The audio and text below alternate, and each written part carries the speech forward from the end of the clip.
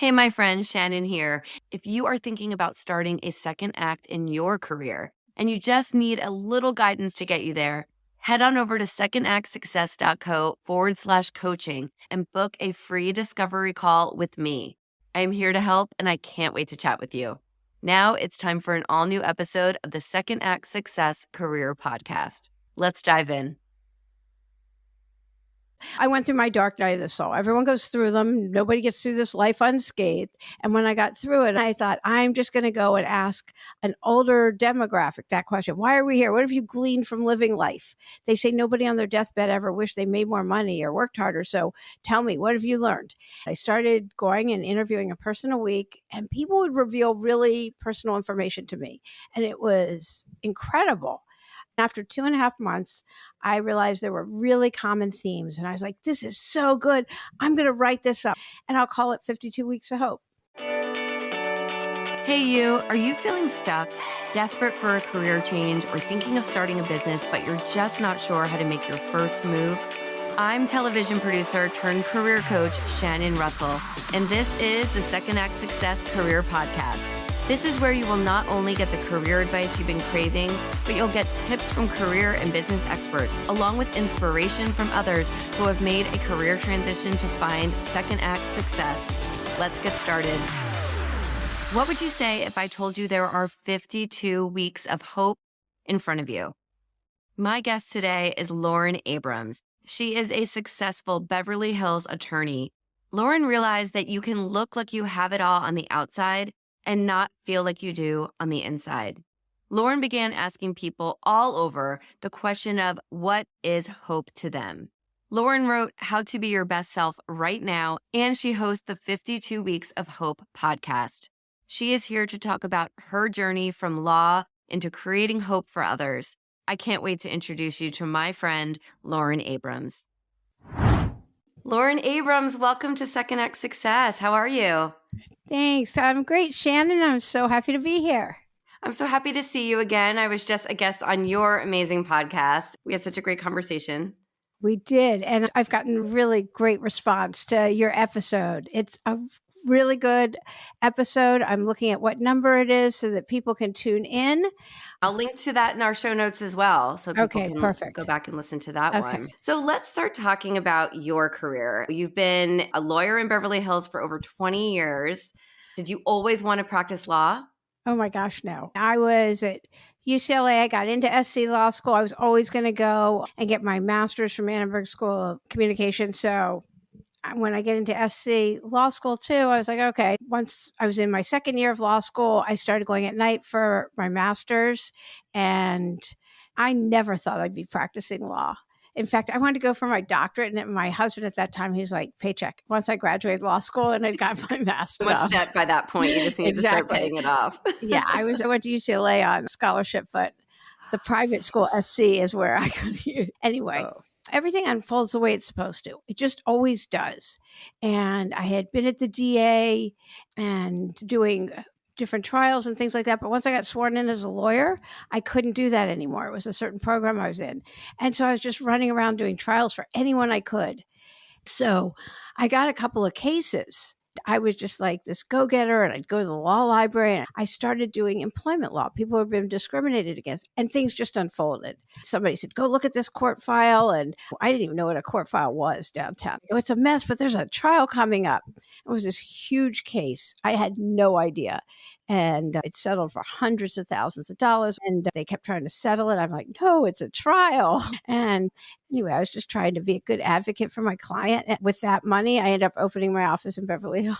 Wow. A true go-getter, right? Let me just go big. Let me open my own law Yeah, that's really, I started out like sitting on floors, and I had lots of mentors and people who helped me. And I just loved it. I've always felt like I'm helping people, and very picky about the cases I take. And once I became a mom, I started hiring other attorneys because I wanted to be with my kids. And as things went along, it's just my practice grew. I've never not had clients. I love the kind of law that you do too. It's employee law. People have been wrongfully terminated, discriminated against. Lots of pregnancy cases always.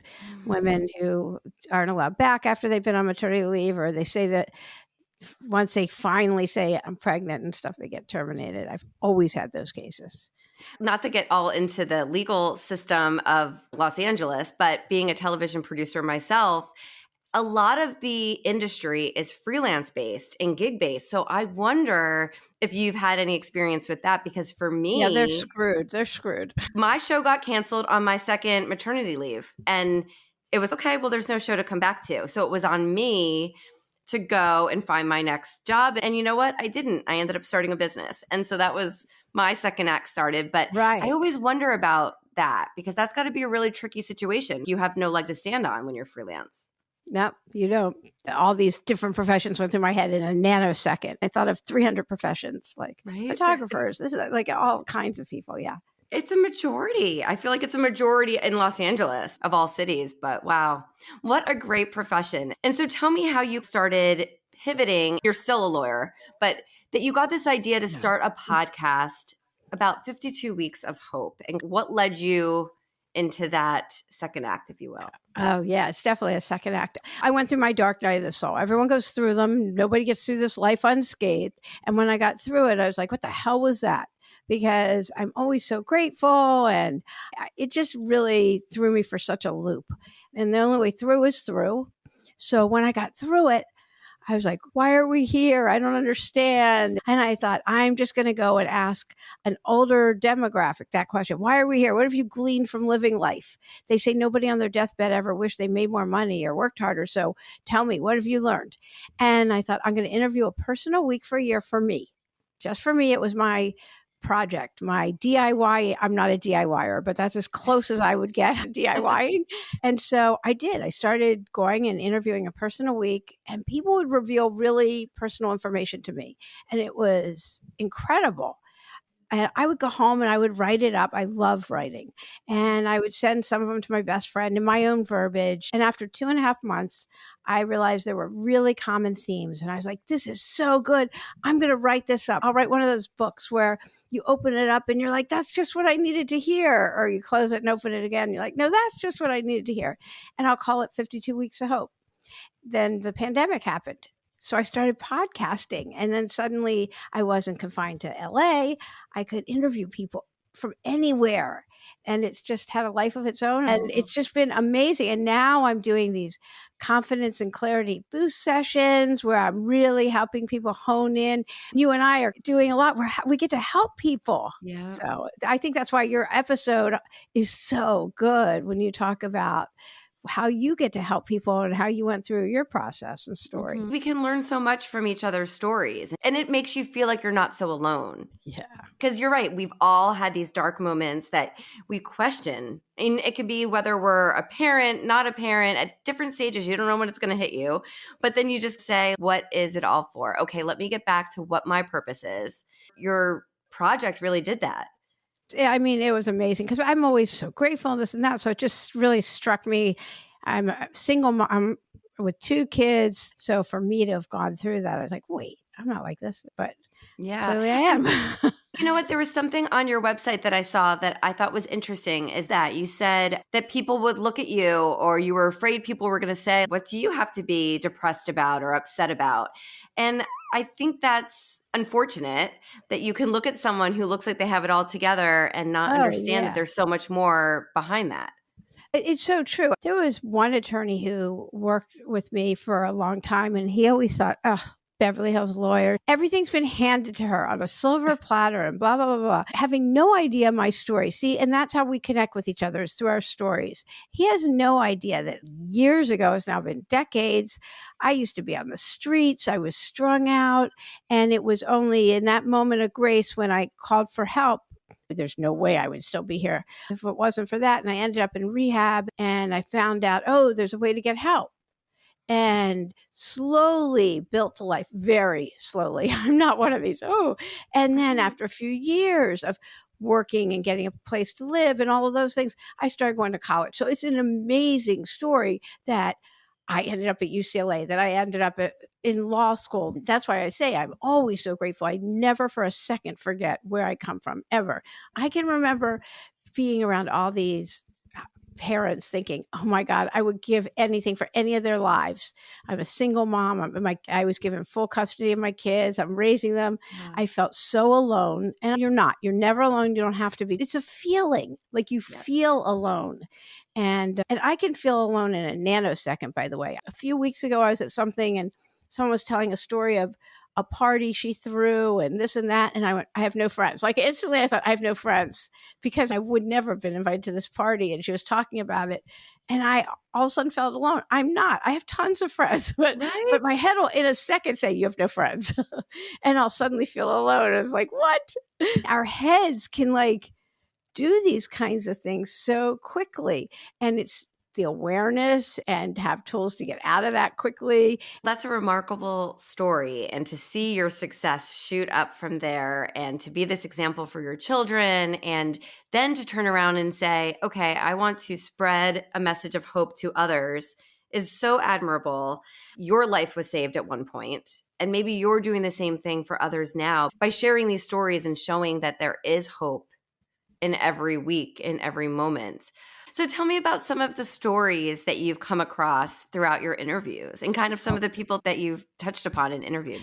Okay, so one I was just talking about on an episode that I'm putting out this week. She talks about perfectionism and procrastination being the flip side of the same coin.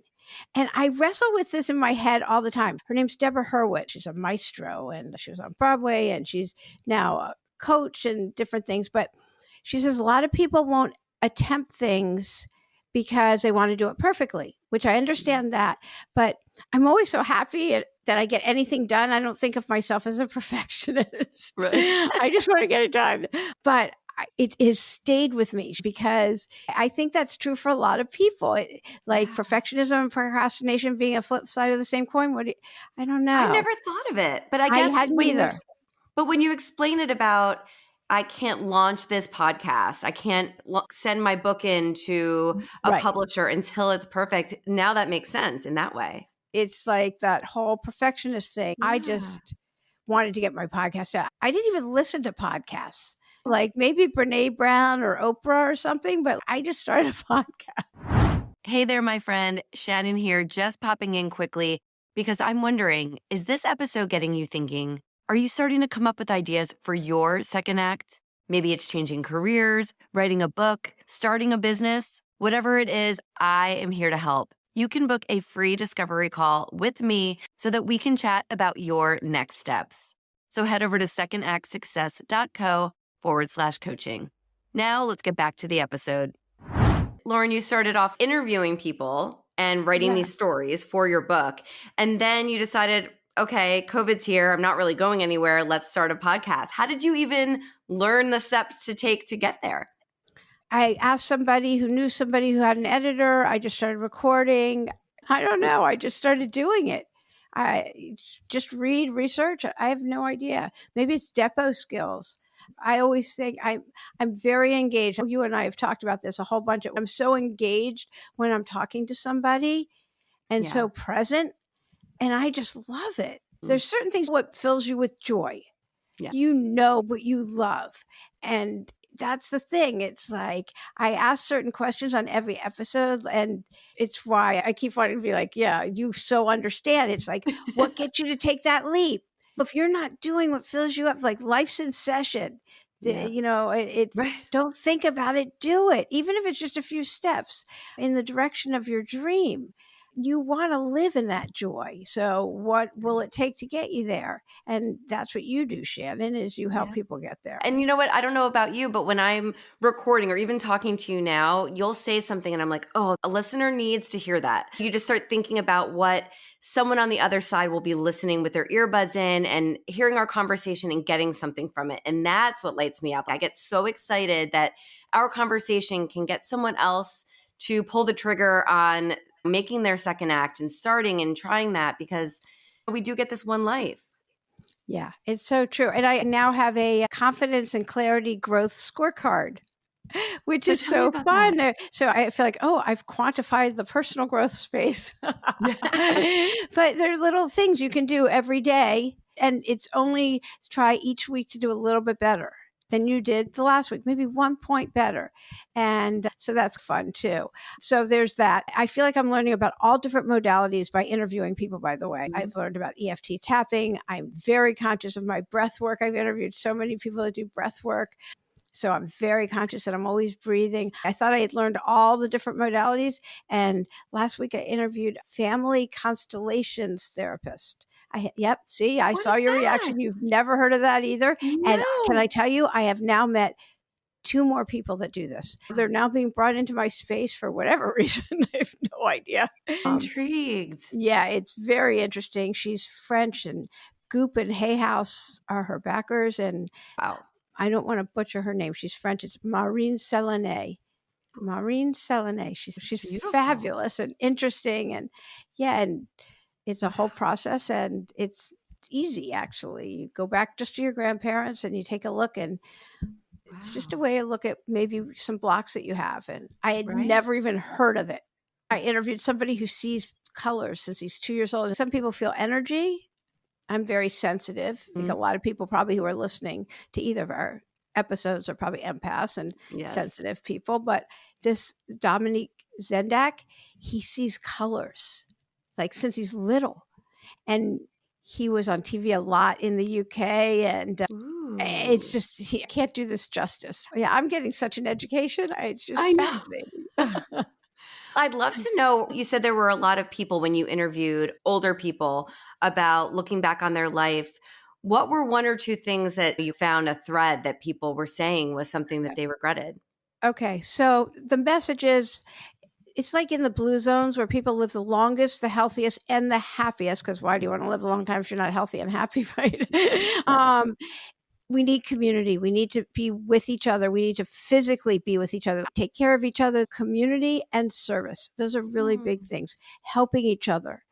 So they know what's going on with each other. They don't hold things in.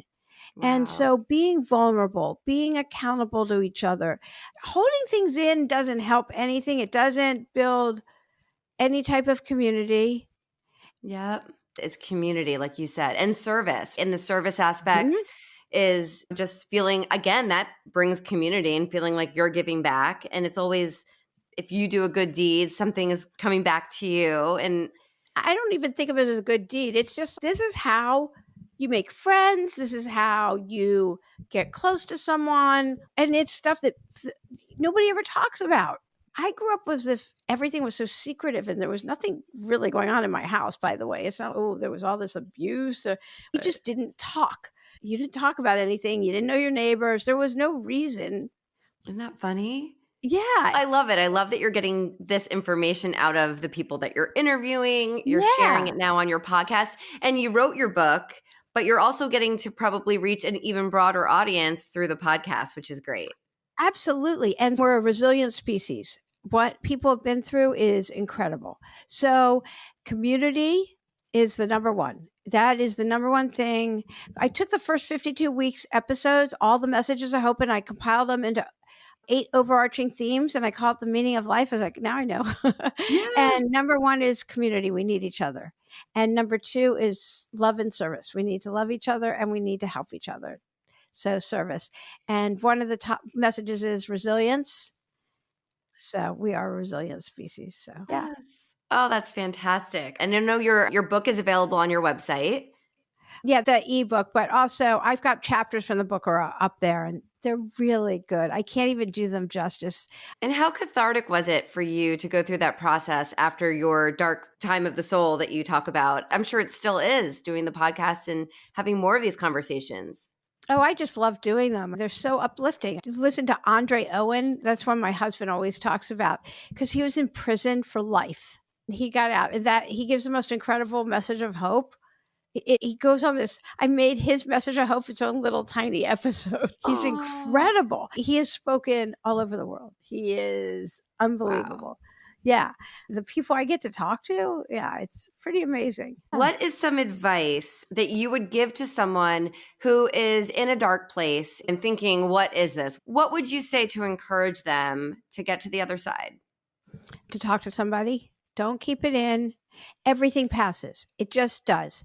Take steps. Don't lay in bed. Don't do nothing. Any kind of action. I was taught God doesn't drive parked cars. You can't sit in a corner wishing something gets better.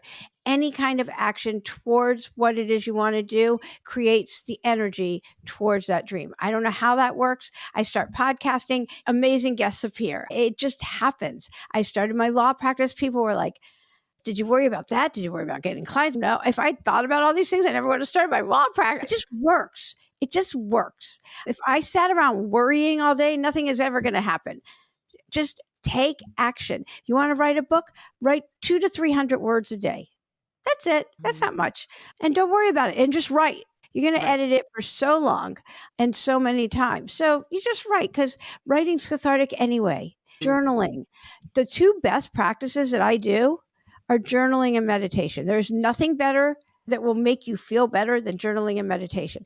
The two things that make me feel best are meditation and exercise. So why don't I do them 500 times a day? I don't know. I wish I was addicted to both of them. They make me feel incredible. Endorphins are released from both, but yeah, I don't know.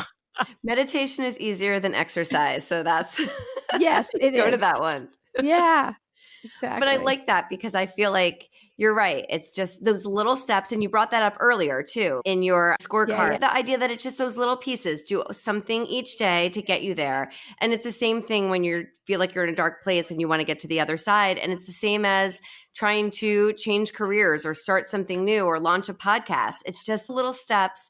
And you know what? Who cares if you fail? Because you can go back to doing what you were doing beforehand. But at least you're trying and you're not having that regret at the end of your life.